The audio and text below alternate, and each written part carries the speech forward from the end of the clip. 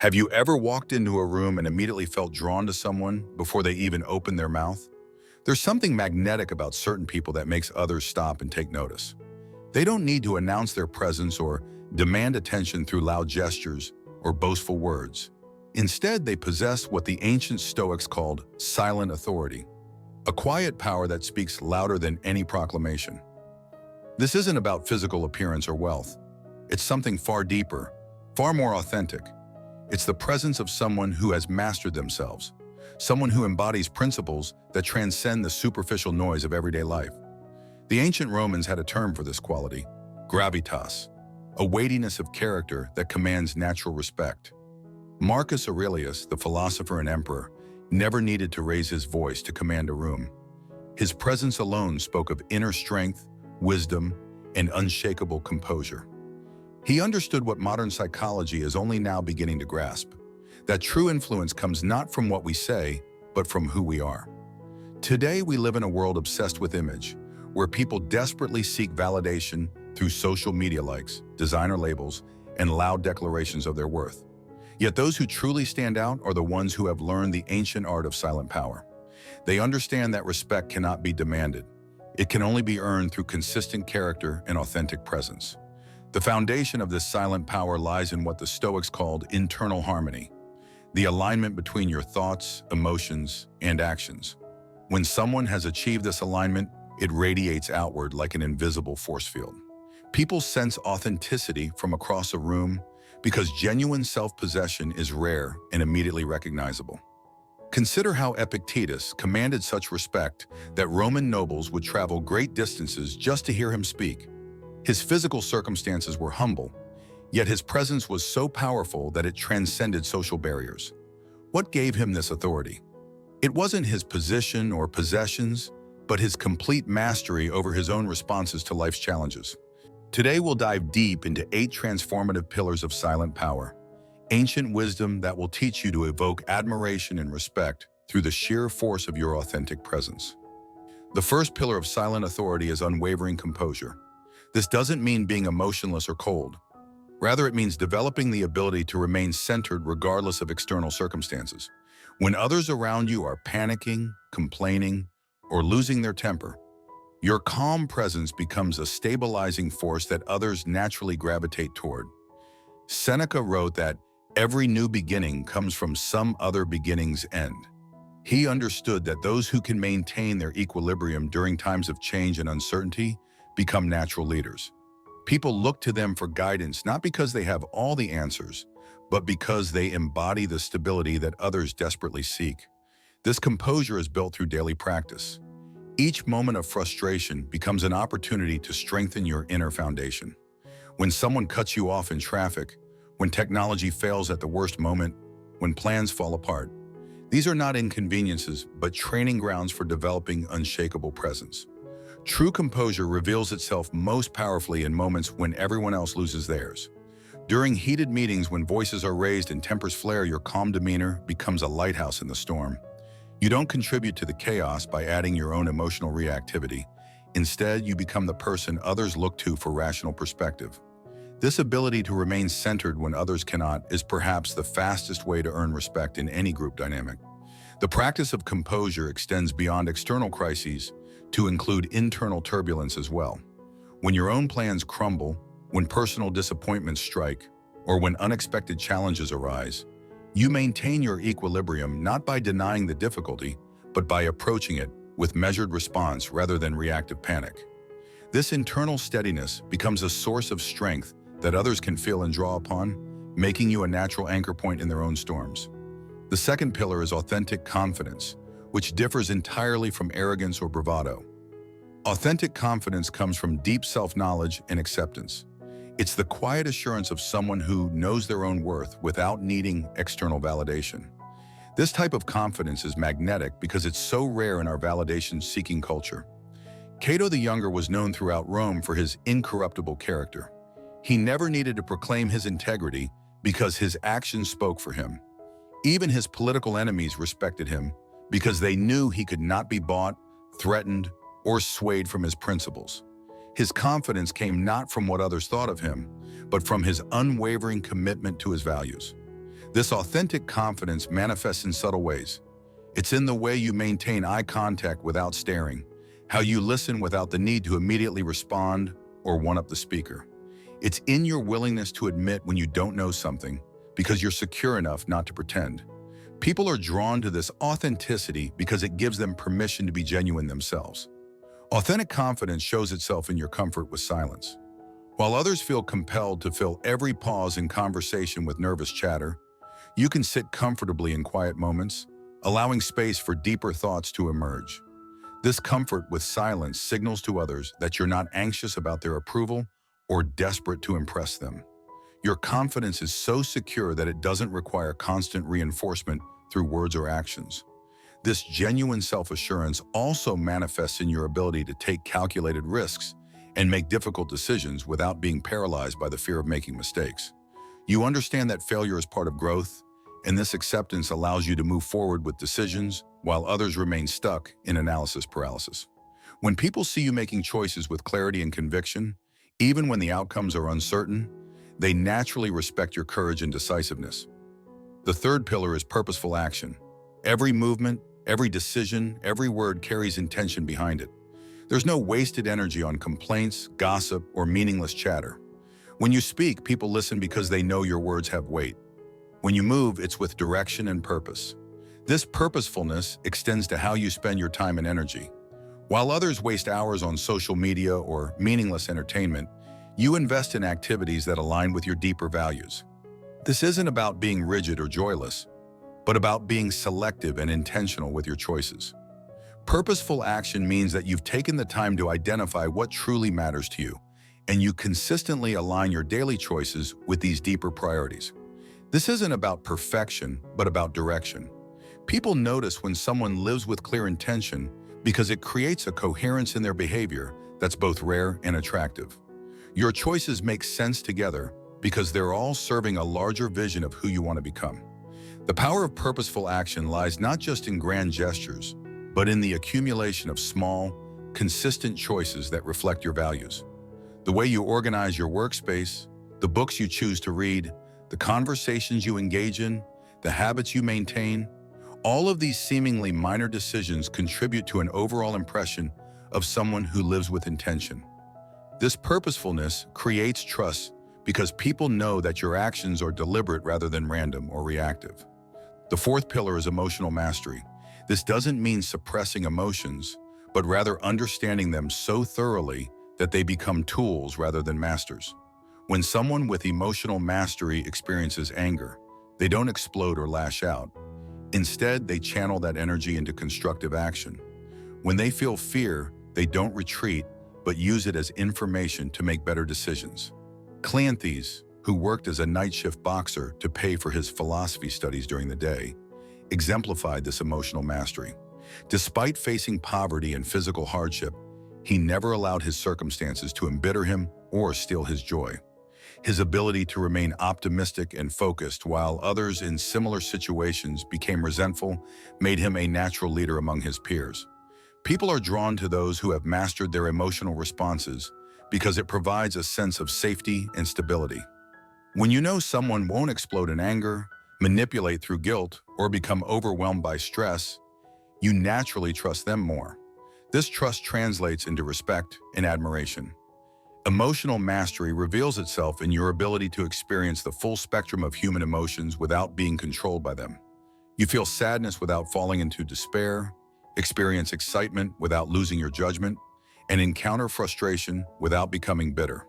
This emotional intelligence allows you to respond to situations from a place of wisdom rather than reactivity, making you someone others turn to during their own emotional storms.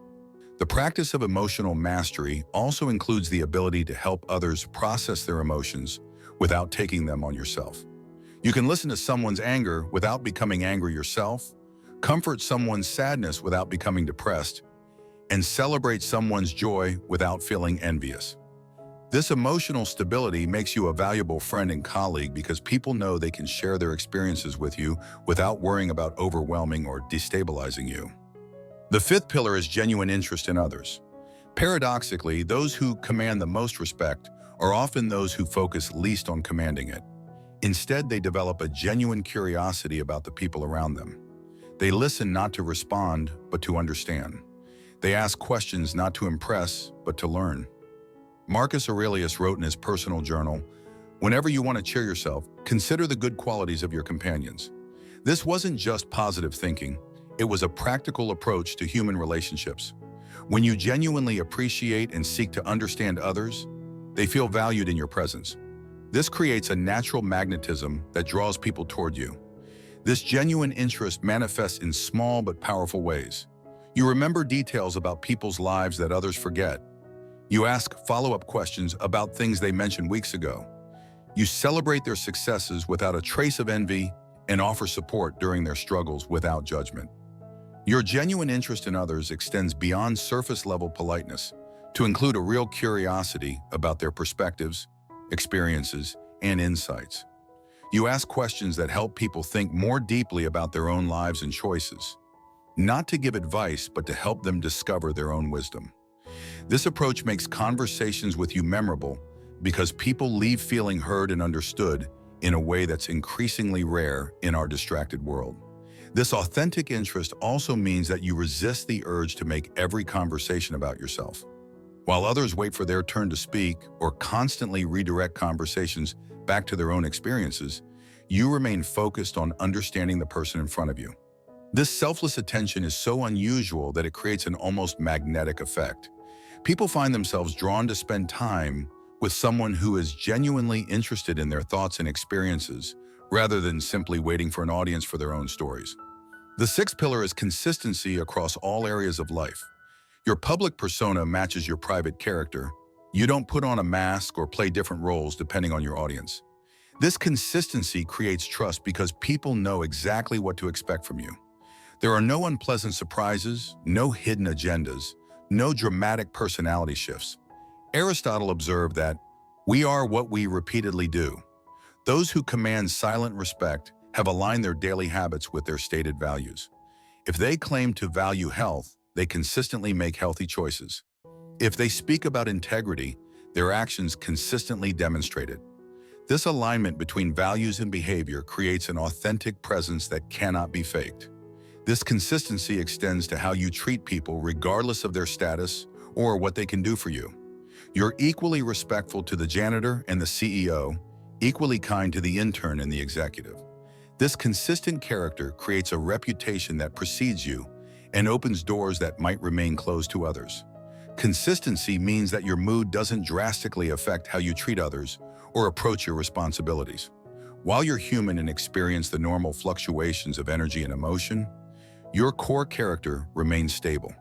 People can count on you to be the same person whether you're having a great day or a difficult one, whether you're under pressure or relaxed, whether you're dealing with friends or strangers.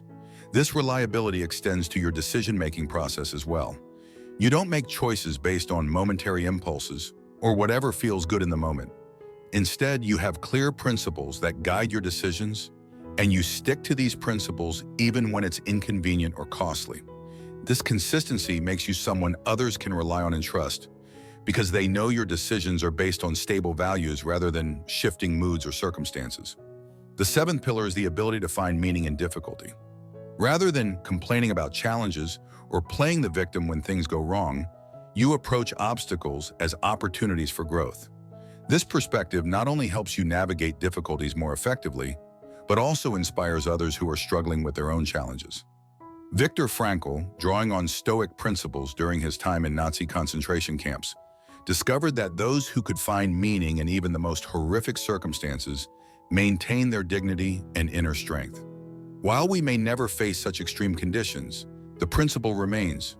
Your ability to transform difficulties into opportunities for growth creates a powerful presence that others admire and seek to emulate. When others see you handling stress with grace, learning from failures without becoming defeated, and growing stronger through adversity, they naturally want to understand your secret. This isn't about pretending difficulties don't affect you, but about demonstrating resilience and the ability to extract wisdom from challenging experiences. Your ability to find meaning in difficulty shows itself in how you frame setbacks and challenges. Instead of asking, "Why is this happening to me?" you ask, "What can I learn from this?" Or, How can this experience make me stronger or wiser? This shift in perspective transforms you from a victim of circumstances into an active participant in your own growth and development.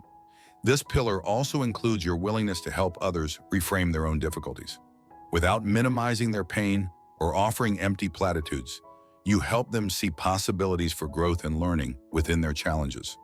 Your own example of transforming difficulties into opportunities gives you the credibility to guide others through similar transformations, making you a valuable mentor and friend during tough times.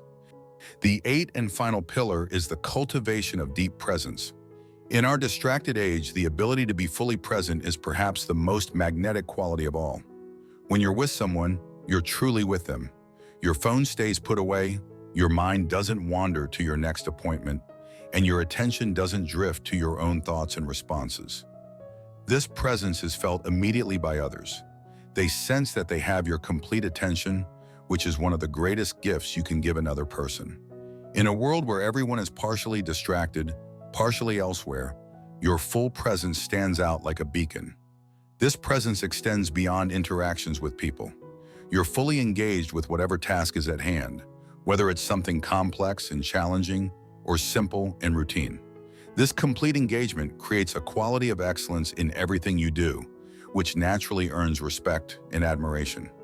Deep presence means that you've trained yourself to be fully where you are instead of constantly thinking about where you'd rather be or what you should be doing next. This mental discipline allows you to extract maximum value and satisfaction from each moment, whether you're in a business meeting, having dinner with family, or working on a solitary project.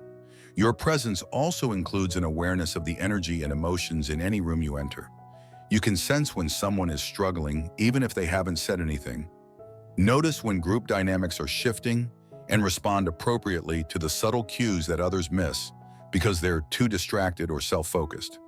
This emotional and social intelligence makes you invaluable in both personal and professional relationships because you can help navigate complex situations with sensitivity and skill. The beautiful truth about these pillars is that none of them require special talents, expensive resources, or favorable circumstances. They're available to anyone willing to do the inner work necessary to develop them. They don't depend on your background, your appearance, or your current position in life. They're based purely on character, and character can be built by anyone at any time. Remember that the goal isn't to manipulate others or to stroke your own ego. The goal is to become the kind of person you yourself would respect and admire. When you achieve this, the respect of others follows naturally as a byproduct, not as the primary objective. This journey of developing silent authority is simultaneously the most challenging and most rewarding work you can undertake. It requires you to confront your own weaknesses, to acknowledge your flaws, and to commit to continuous growth. But the reward is becoming someone who doesn't need to announce their worth because it radiates from every fiber of their being. What makes this transformation so profound is how it ripples outward into every aspect of your life. In professional settings, colleagues begin to seek your input not because of your title, but because of the thoughtfulness and wisdom you consistently demonstrate.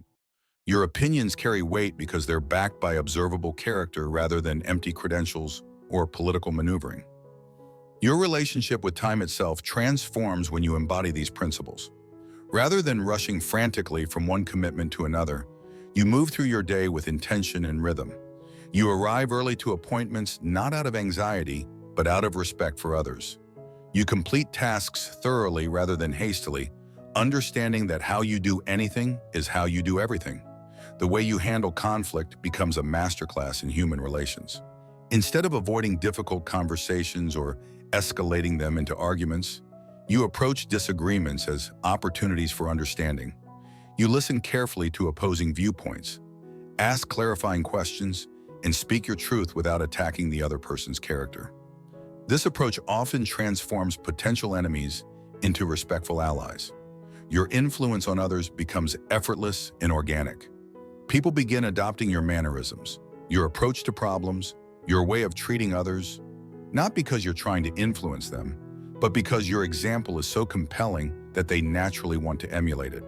This is leadership in its purest form, influence through inspiration rather than intimidation or manipulation. Now, before you go, Let me share with you an ancient story that captures the very essence of what we've explored today, the parable of the two lions. In the mighty jungle, two lions came upon a clearing where many animals were gathered. The first lion climbed to the highest rock and roared as loudly as he could, proclaiming his strength and demanding that all the animals acknowledge his supremacy.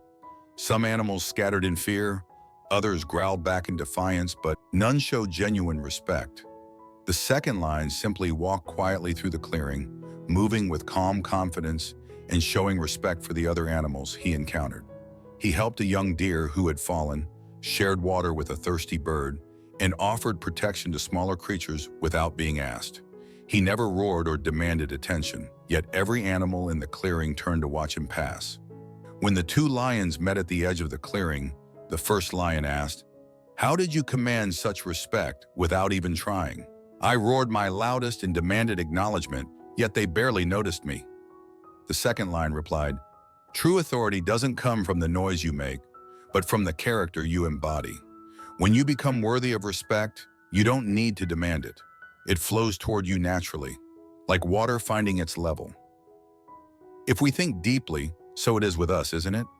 The loudest voices in the room are rarely the most respected. The most influential people are often the quietest. True power whispers while weakness shouts. Master yourself and you'll find that others naturally want to follow your example. Become worthy of admiration and you'll evoke it without saying a word.